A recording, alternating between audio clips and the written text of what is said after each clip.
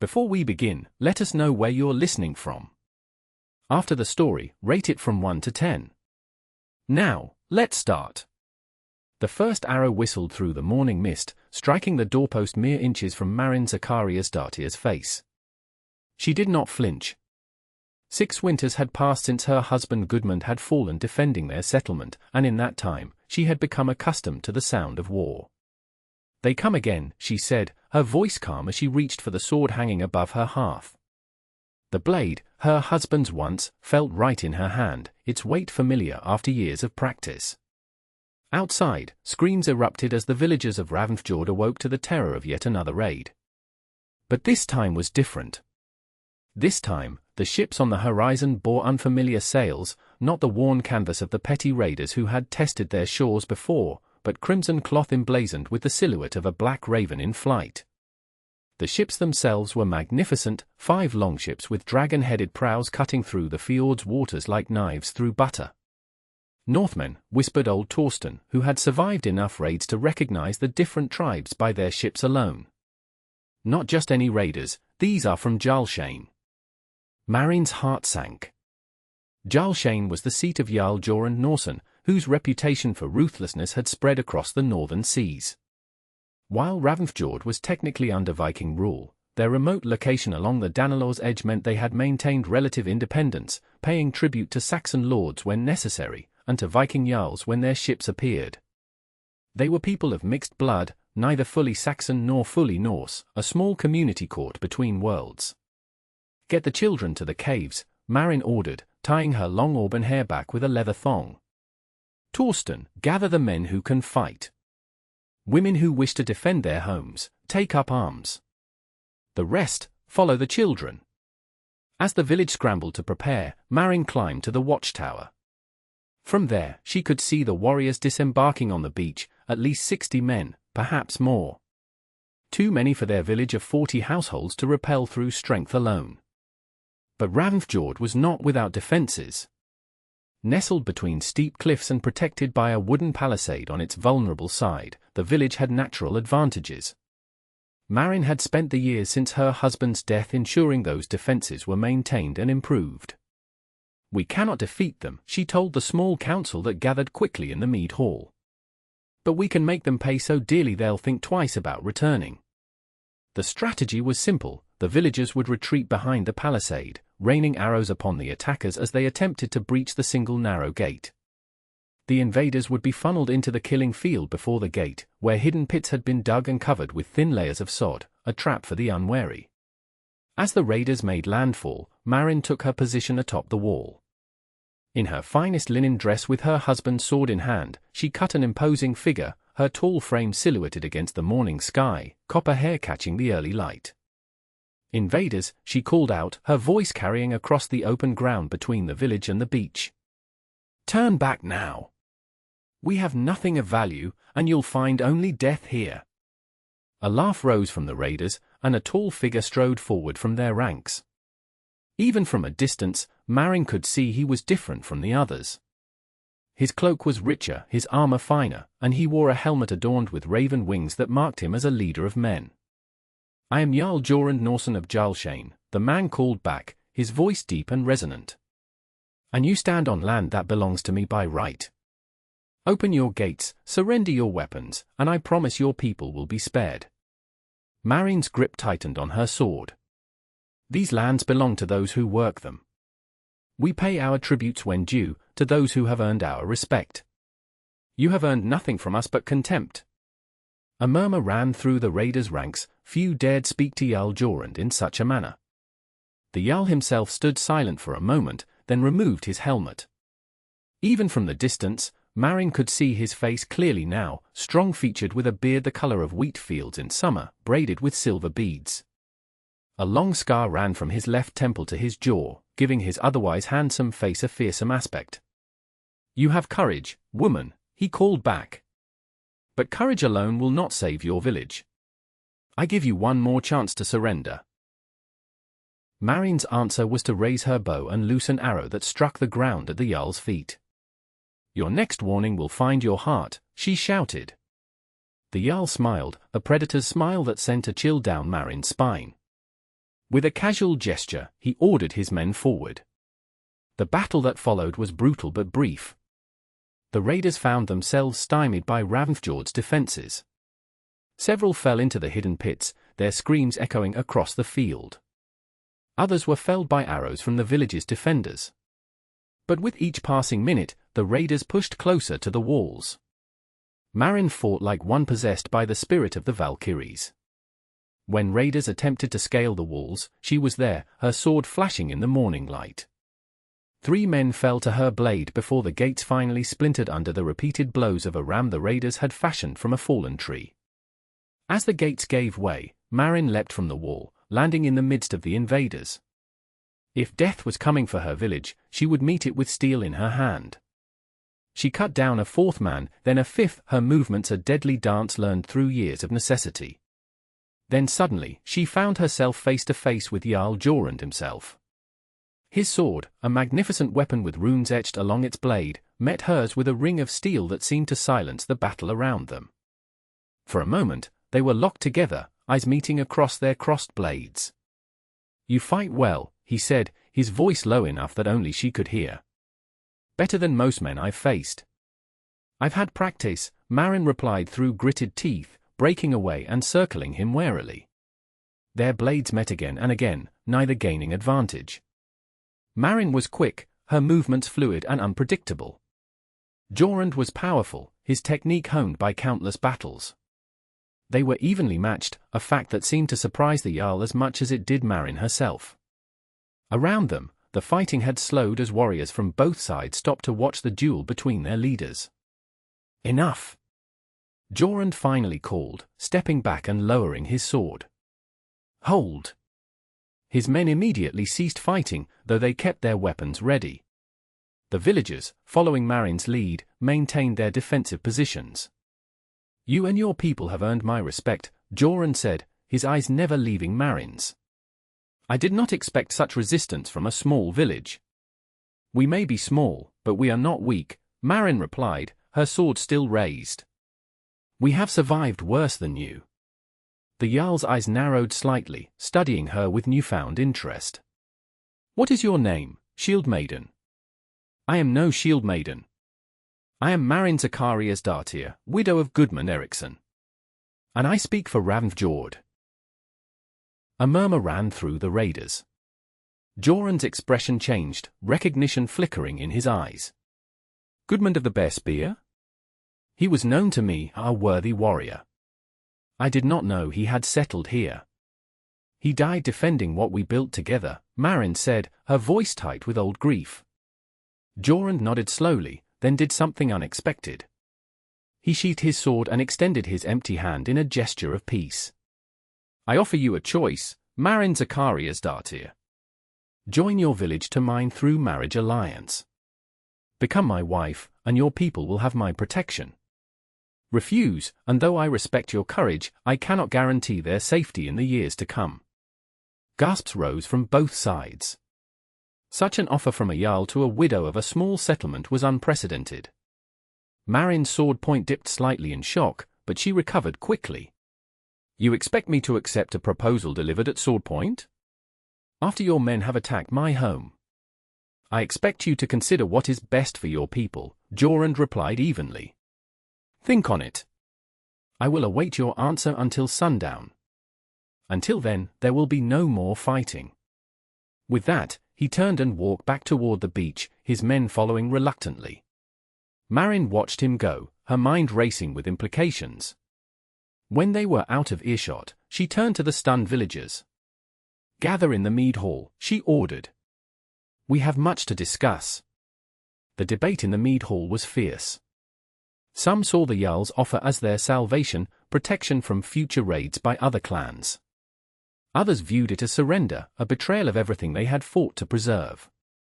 "He is a Northman through and through," argued Leif the Smith, whose Saxon mother had fled north after her village was raided decades ago. "His kind cannot be trusted." "His reputation is fearsome, but not dishonorable," countered Torsten.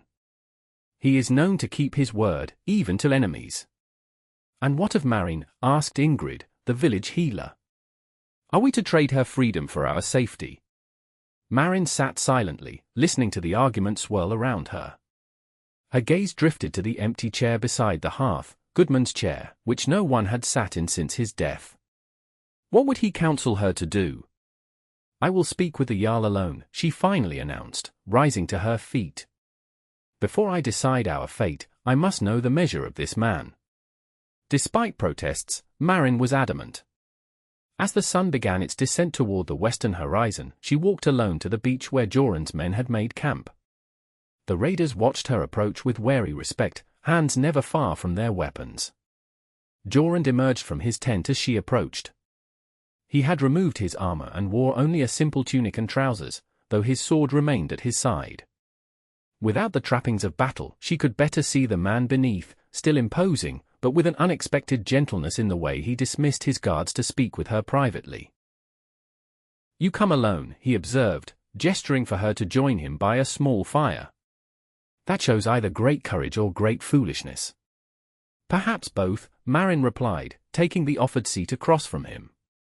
"I came to understand why a Jarl with 5 ships and 60 warriors would want a widow from a village barely worth raiding." Jorund studied her face in the firelight before answering. "Your village sits at a strategic point, controlling the narrowest part of the fjord. Any ships sailing to the interior must pass by your docks. There are easier ways to secure passage than marriage," Maren pointed out.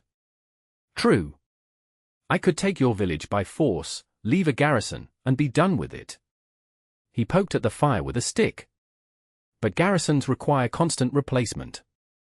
Men grow restless away from home. Rebellions fester. And a marriage creates bonds stronger than fear. It gives your people reason to be loyal, and my people reason to respect yours." Maren considered his words. They were pragmatic, calculated, the thoughts of a leader, not a man in search of a bride. Yet something in his tone suggested there was more he wasn't saying. "And why me specifically? Surely there are younger women in the village, if all you seek is an alliance." Jorund's lips curved in a slight smile. "I saw you fight. 6 of my best warriors fell to your sword. A leader who inspires such courage in her people is worth more than a dozen passive brides." He leaned forward, his blue eyes intense in the firelight. "Besides, I have had offers of marriage from Jarls and kings who seek alliances. What I have never found is a woman who would stand against me with a sword when I threatened what she loved." Despite herself, Maren felt a flicker of something unexpected, not fear or anger, but a kindred recognition. This man understood the weight of leadership, the burden of responsibility for others' lives. "My husband has been dead 6 winters," she said carefully. "I have ruled our village alone since then. I will not become a silent wife, ordered about like a servant." "I do not seek a servant," Jorund replied. "I seek a partner. In Jarlshane, my mother sits in council beside my father. Her voice carries equal weight in matters of governance." "And what of Ravnfjord? Would you leave our people their freedoms?" "Your village would become part of my lands, but I would name you its ruler still, answerable only to me. Your people would gain my protection and trading rights with all settlements under my control." Maren was silent for a long moment, weighing his words against what she knew of him by reputation. Finally, she asked the question that mattered most to her. "And what of our faiths? Many here follow the Christ God as well as the old ways. Would you force them to abandon their beliefs?" Jorund shrugged. "Gods are like weapons, each serves its purpose. I care not which ones your people pray to, so long as they remember their oaths to me." His answer surprised her. Most Jarls were less tolerant of the Christian faith that had begun to spread through the Norse lands. "I need time," Maren said finally, rising to her feet. "Your offer is unexpected." "Until tomorrow's dawn, then," Jorund agreed, also standing. "But know this, Maren Zakariasdottir, should you refuse, I will take your village regardless. The only question is whether it falls as enemy or ally." Maren returned to Ravnfjord with her thoughts in turmoil. She spent the night in prayer and contemplation, first in the small wooden church at the edge of the village, then before the carved posts honoring Thor and Freyr that stood by the great hall. neither the Christ god nor the old gods offered clear guidance. In the end, it was not divine wisdom but practical necessity that shaped her decision.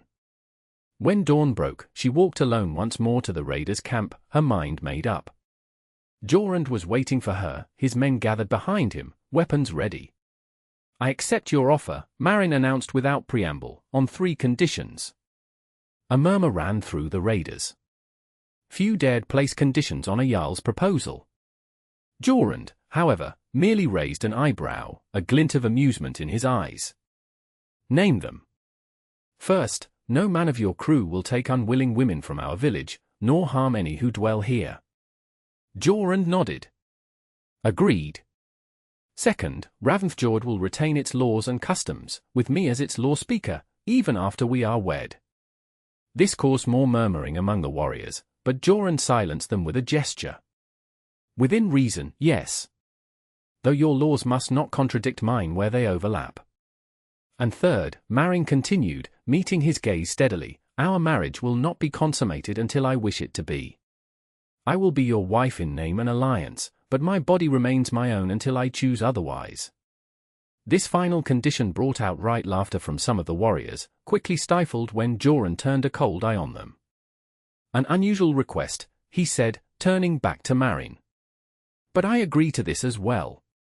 Our marriage will be sealed in law and oath first. The rest will come in its own time." And so it was agreed. The wedding was set for 3 days hence, time enough for preparations and for messengers to bring witnesses from neighboring settlements. Jorund's men moved their camp from the beach to the fields outside Ravnfjord's walls, and an uneasy peace settled over the village.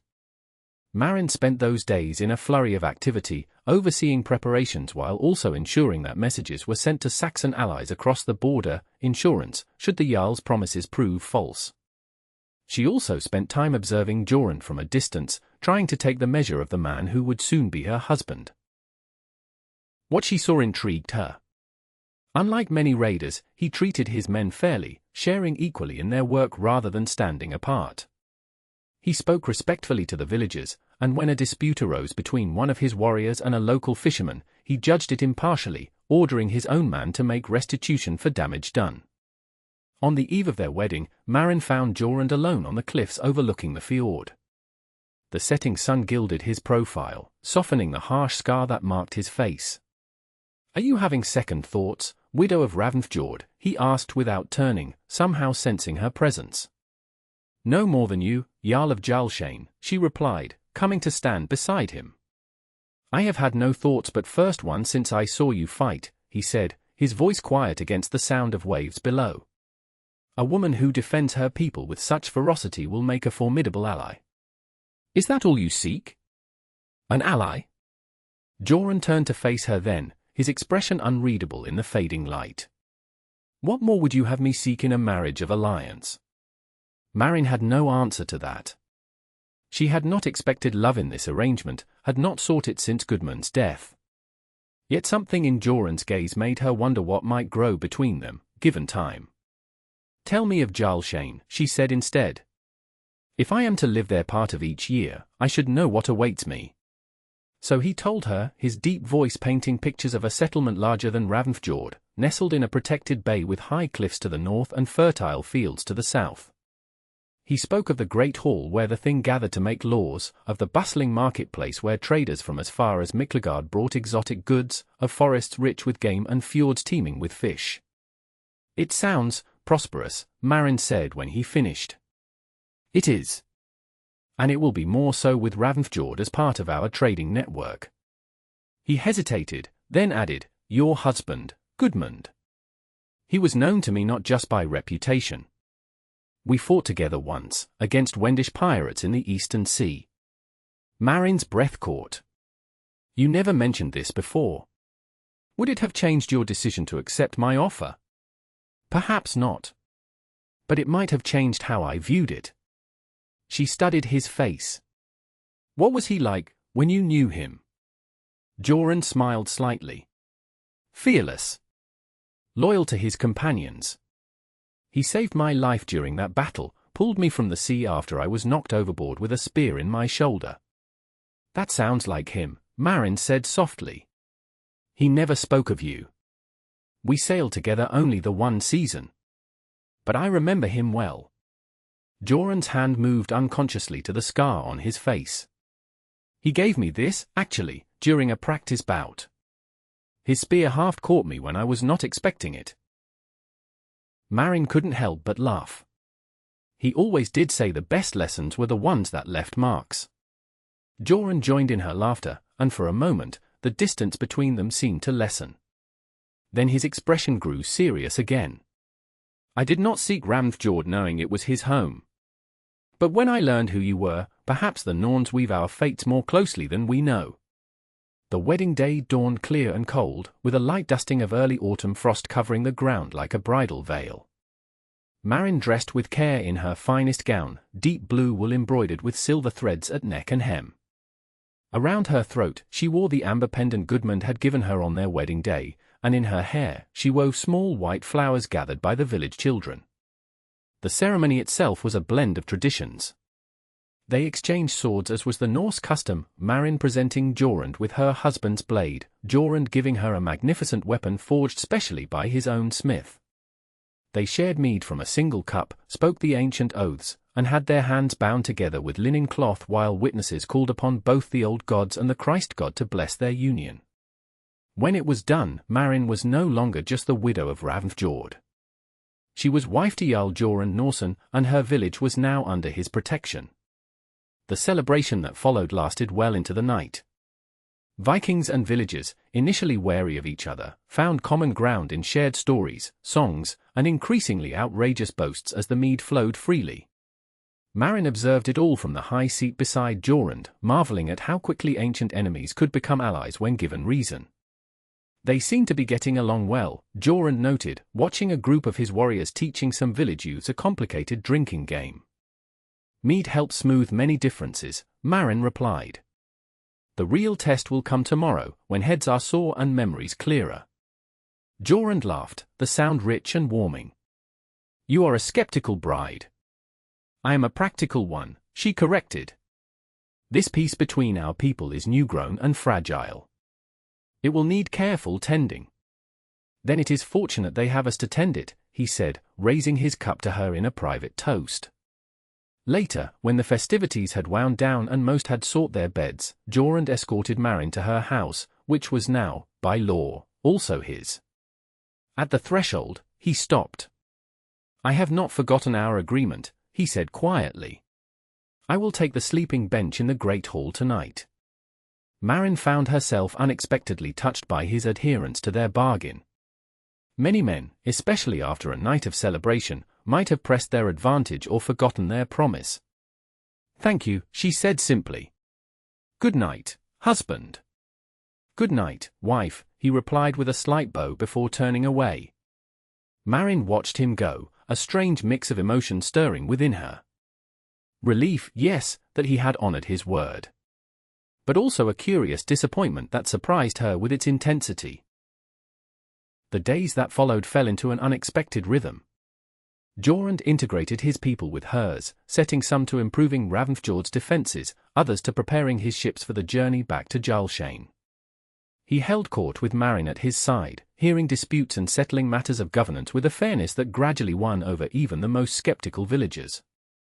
And each night, true to his word, he slept apart from her. They spoke often, though, long conversations by the hearth fire after others had retired. Maren learned of his childhood as the second son of a powerful Jarl, of the older brother whose death in battle had thrust Jorund unexpectedly into leadership. He, in turn, listened as she told of her life with Gudmund, of the hard years after his death, of her determination to keep Ravnfjord safe and prosperous. You have done well by your people, Jorund told her one evening, 2 weeks after their wedding. Better than many Jarls I know who have ruled for decades. Necessity is a harsh but effective teacher, Maren replied, staring into the fire. When there is no one else to make difficult decisions, you learn to make them yourself. Is that why you agreed to marry me? Necessity. The question caught her off guard with its directness. She looked up to find Jorund watching her intently, his expression unreadable in the flickering light. Yes, she admitted finally. At first, it was only that. A choice between surrender and destruction. And now? Maren hesitated, searching for words to express the shift in her feelings. Now. I begin to think the Norns knew their work when they wove our threads together. It was as close as she could come to acknowledging the growing warmth she felt in his presence, the increasing ease between them that was becoming something more than mere alliance. Jorund nodded slowly, something like satisfaction in his eyes. The autumn storms will soon make sailing dangerous. I must return to Jarl within the week. I know. Maren had been dreading this moment since their wedding. As his wife, she was expected to accompany him to his home, at least for part of each year. Yet leaving Ravnfjord, especially as winter approached, filled her with apprehension. You worry for your people while you're gone, Jorund observed, reading her expression. Yes. Winter is always difficult here. Then stay, he said simply. Join me in the spring, when the ice breaks. I will leave 20 of my men here under your command, to help protect the village through the dark months. Maren stared at him in surprise. You would not insist I accompany you now? I would prefer it, he admitted. But I understand your responsibilities here. A good leader puts the needs of their people first. His mouth quirked in a half-smile. Besides, we have a lifetime for you to see Jarl. A few more months of waiting will not kill me. His generosity touched her deeply. In that moment, looking at him across the hearth fire, Maren made a decision that had been forming in her heart for days. I have quarters prepared for you in the great hall, she said softly. But if you wish to sleep here tonight, I would not object. Jorund's eyes widened slightly, but he made no move toward her. Are you certain? Our agreement was that our marriage would not be consummated until I wished it to be, Maren finished for him. I find that I now wish it. The silence between them hummed with tension. Then Jorund rose from his seat and crossed to kneel before her, taking her hands in his. I would not have you offer this out of gratitude or duty, he said, his voice rough with emotion. When we come together as husband and wife, I want it to be because you desire me as I desire you. Maren freed one hand to touch his scarred cheek gently. Jorund Norsen, I have watched you these past weeks. I have seen how you treat my people with respect, how you honor your word, how you lead with both strength and wisdom. I married you for necessity, yes. But I invite you to my bed because I have found in you a man worthy of not just alliance, but affection. His eyes darkened at her words, and he turned his face to press a kiss into her palm. Then I accept your invitation, wife. Later, as they lay together in the darkness, Maren's head pillowed on Jorund's chest, she felt a peace she had not known since Gudmund's death. Different from what she had shared with her first husband, but no less real for that difference. What are you thinking? Jorund murmured, his fingers tracing patterns on her bare shoulder. That the gods have strange ways of bringing people together, she replied. A raid becomes a wedding. Enemies become lovers. Not so strange, he said, pulling her closer. The strongest bonds are often forged in fire. The morning of Jorund's departure dawned grey and cold, with the smell of snow in the air. 5 of his ships would return to Jarl, laden with traded goods and warriors eager to see their homes before winter set in. The smallest vessel would remain at Ravnfjord, along with 20 warriors who had sworn oaths to obey Maren until their jarl's return in the spring. The farewell between husband and wife was watched by curious eyes from both communities, villagers and raiders alike, wondering what had grown between their leaders in the weeks since the wedding. They were not disappointed. Where once they had faced each other as adversaries across battlefield and negotiating table, now Jorund and Maren stood close, speaking in low voices that none could overhear. Keep our people safe, Jorund said, his hands resting lightly on Maren's shoulders. Both yours and mine. I will, she promised. I knew he'd return safely when the ice breaks. I would not be made a widow twice. His smile was warm despite the chill air. Not even the sea itself could keep me from returning to you. He kissed her then, a public declaration of the private bond that had grown between them. When they parted, he pressed something into her hand, a small carved wooden figure of a raven. To remember me by, he said. And to remind you that no matter how far apart we may be, my thoughts fly to you. Maren closed her fingers around the carving, touched by the unexpected sentimentality from a man known for his battle prowess. I need no token to remember you, Jorund Norsen. But I will treasure it nonetheless. As she stood on the shore watching his ships disappear into the mist, Maren reflected on the strange journey that had brought her to this moment. From widow to warrior, from defender to bride, each role she had taken up out of necessity, yet each had shaped her in ways she could never have predicted. And now, as wife to Jarl Jorund, she faced yet another transformation. Not a surrender of who she had been, but an expansion into something new, a bridge between two peoples, a weaver of peace from the threads of war. Behind her, the village of Ravnfjord stood secure, its future now bound to Julshanes through the most ancient of alliances. Before her stretched the fjord, its waters already beginning to freeze along the edges, but promising to thaw again with spring's return. And with spring would come Jorund, no longer an enemy but a husband chosen first by circumstance and then, against all odds, by her heart. Maren smiled as the last ship vanished from view. The raid that had threatened to destroy her village had instead given it new strength. The marriage that began as strategy had blossomed into something neither she nor Jorund could have foreseen. In the end, it was not swords that had secured Ravnfjord's future, but something far more powerful, the unexpected alliance of two strong hearts finding in each other not just necessity, but love.